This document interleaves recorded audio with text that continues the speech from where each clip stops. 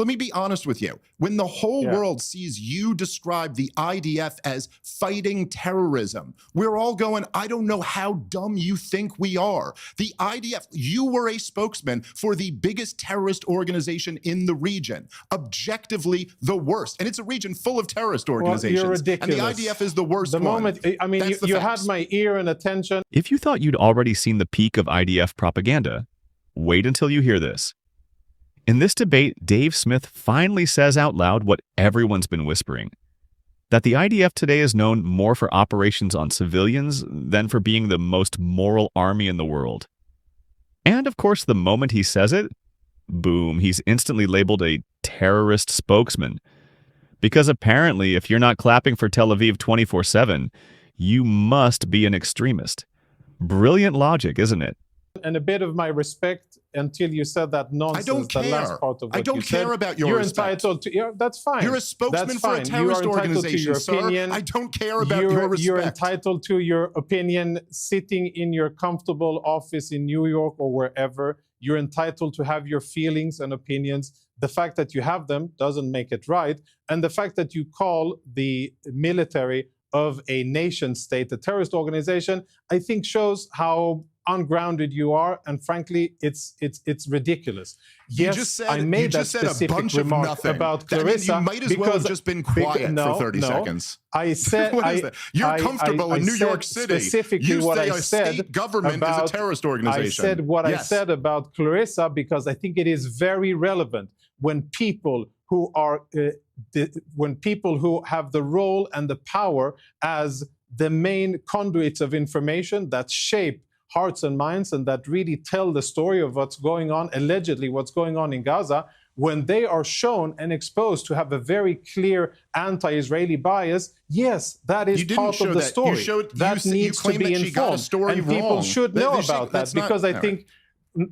No, it isn't only that. And again, had it only been getting a story wrong and owning up to the mistake and saying, well, I sure got this story wrong and maybe I should look at the other stories I got wrong, then I wouldn't have mentioned it. But I mention it because I think it is part of the issue. The level of scrutiny that Israel is under by so-called journalists who are basically opinion people that have big accounts on Instagram and corporate funding in terms of networks is unprecedented. Well, Clarissa Ward is absolutely. The debate turns into a circus the moment Dave brings up torture reports, UN findings, blocked investigations. Basically, things any normal person would at least look into. But no, the guests react like Dave threatened their salaries. We get the classic lineup, you just hate Israel. You're defending terrorists. Those reports are all wrong. The IDF is under too much scrutiny. Too much scrutiny?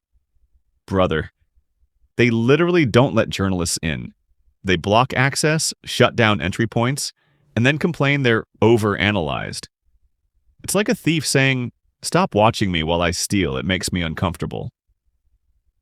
Dave brings hard facts: torture, deaths, blocked investigations, journalists silenced. And they respond with emotional gymnastics. You criticize the government, so you must hate Jews. It's the cheapest argument ever created in a TV debate. Piers tries to play neutral mediator, but you can see him walking a tightrope, trying to keep the conversation fair without upsetting the Twitter mobs. Meanwhile, the pro-IDF guest paints the army like some kind of spiritual wellness retreat, where war crimes only happen accidentally. Maybe when Mercury is in retrograde. Absolutely. I will defend, listen, Jonathan, I will defend Clarissa Ward. She is not, as you're categorizing her.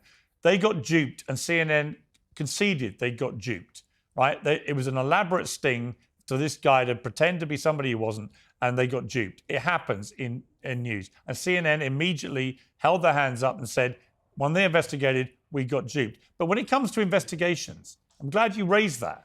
Because there have been myriad investigations launched by the IDF, launched by the Israeli government into allegations against the IDF. And you know the almost universal common denominator? We never get to hear what happens to them. We never get told the findings of all these investigations. I read out dozens of them a few months ago, unresolved. It's just, we're investigating, and then they just hope Everybody moves on. Pierce, And that, did you read, Pierce, did you see on Friday, did you see the UN Committee on Torture on Friday just released a new report saying there's widespread torture of Palestinians. Hundreds of them have died from torture in the last couple years. There's widespread, like, what are we even talking about here? Israel's under too much scrutiny? Yeah, the reason Israel's torturing people to death. Well, the reason, Jonathan, that Israel is under so much scrutiny is precisely because it goes out of its way to avoid scrutiny. Right? It literally bans. I don't think that's the reason. Bans if you're honest, Piers, I don't think that's the reason at all. Well, let the journalists in. Let the journalists into Gaza. The reason at all. There's a ceasefire. Think that is the reason. There's a ceasefire. I agree. But Jonathan, the bullshit excuse that it's for the journalists' own safety, which was always bullshit, because they've all reported from all sorts of war zones, and here including I agree with you. Clarissa, who's a very, very courageous journalist. And we've spoken about it a lot. Let them go in and do their jobs. I agree. Then we agree. I agree. And but that's why you get scrutinized. A long time ago. No, that isn't why we get scrutinized, Piers. That isn't why international network, Piers, that isn't why international networks have their biggest out of London or out of US offices in Jerusalem, out of all places in the world. That isn't why the amount of international journalists per people here is the highest ratio in the world. That isn't why news editions around the world and internet and TV and shows like yours have such a tremendous focus on Israel. It isn't because Israel tries to evade scrutiny. It has to be different things. It goes back deeper. It is rooted in history. It is rooted in the land that we're in. It's probably related to that old hatred against my people and many other things. But at the end of the day, well, that's it. Okay, so okay. Yes. All right, hang on. Can I just respond to Pierce, please? Dave, I will let you come in, but I'm going to give it a peg to come in because actually you've perfectly timed that, Jonathan, where you try and conflate scrutiny of the Israeli government and criticism of the Israeli government with people hating Israelis or hating Jews, because the anti-Semite of the year nominees have just been... At the end of the day, one thing becomes painfully clear. Every time someone brings up IDF accountability, the same script rolls out. Deflection, guilt-tripping, and turning every criticism into hate speech. But Dave Smith did what most won't. He said the quiet part out loud. That nothing and no one should be immune to criticism. That the most moral army in the world wouldn't have to hide from cameras if it were actually moral.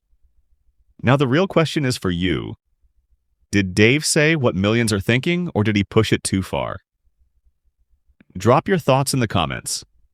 Does the IDF deserve this level of criticism, or are we all trapped in the narratives we swallow every day?